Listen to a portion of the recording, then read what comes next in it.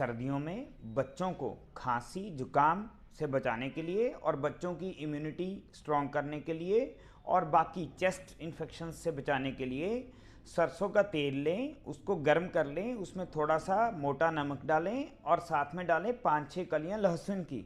इसको बना के रख लें, शीशे की बोतल में डाल के टाइट करके रख लें और सुबह शाम दिन में 2 बार उनकी चेस्ट पे, उनके नाक पे, उनकी पीठ पे इसकी मालिश करें और बच्चों को स्टीम जरूर दें। धन्यवाद।